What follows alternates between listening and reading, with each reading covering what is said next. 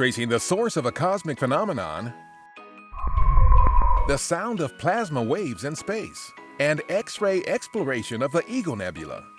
A few of the stories to tell you about this week at NASA. For the first time ever, our Fermi Gamma Ray Space Telescope has found the source of a high-energy neutrino from outside our galaxy. High-energy neutrinos are hard-to-catch particles that are believed to be created by the most powerful events in the cosmos, like galaxy mergers and material falling onto supermassive black holes. Fermi traced this neutrino back to a blast of gamma-ray light from a distant supermassive black hole in the constellation Orion. It traveled 3.7 billion years at nearly light speed before being detected by an international team of scientists using the National Science Foundation's IceCube Neutrino Observatory.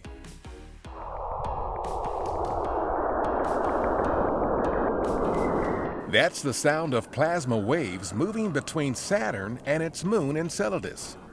During its final orbits around the planet, our Cassini spacecraft observed for the first time that the plasma waves travel on magnetic field lines that are like an electrical circuit connecting Saturn and Enceladus.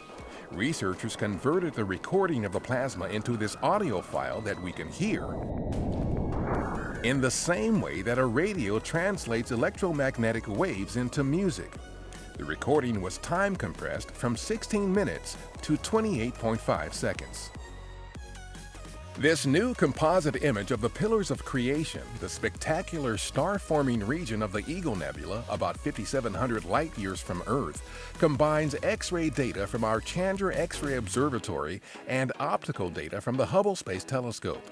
Chandra's unique ability to resolve and locate X-ray sources made it possible to identify hundreds of very young stars, and those still in the process of forming, known as protostars. On July 10th, we announced the 6 women and men selected as the agency's newest flight directors.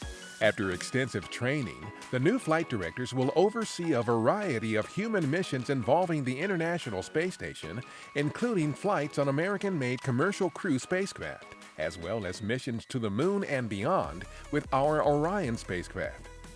An unpiloted Russian Progress cargo spacecraft loaded with almost 3 tons of supplies arrived at the International Space Station on July 9th at 9:31 p.m. Eastern Daylight Time, less than 4 hours after being launched from Kazakhstan.